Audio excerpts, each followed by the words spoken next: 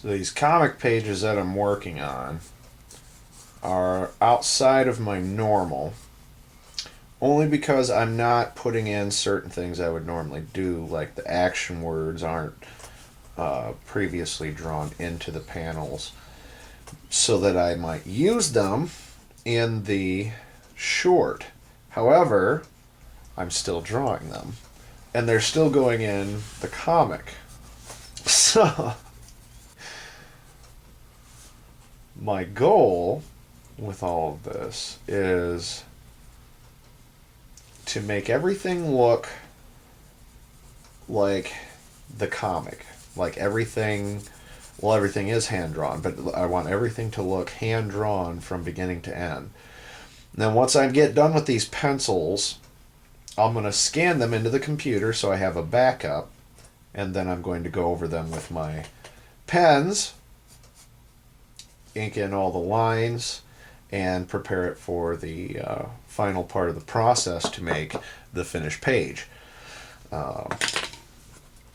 Awful lot of work.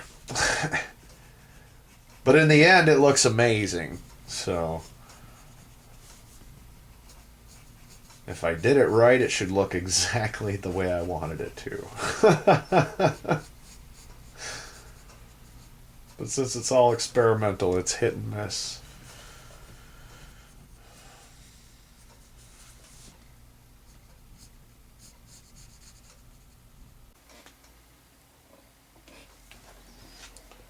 When I get down to the inking, it's all just going over my pencils. This is why I scan my pencils first, because I always go over my original artwork. I like having it all be one piece of artwork, not several pieces of artwork. And very rarely do I have to go back and print out a different page. The difference is that when I print out the page, I do it in a non-photo blue, and that way when I rescan it, it doesn't pick up the original lines. Unlike with the pencils, then I can just erase it. But you can see the difference between the pencils and the ink in terms of the types of details that I put in with pencil versus the types of details I put in with pen. Big contrast. And I draw different styles, like obviously the Stein cartoons are a little more cartoonish.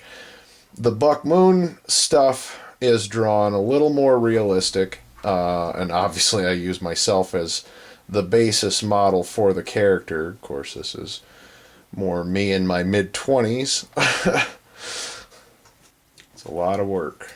It's a lot of work and a lot of hand cramps.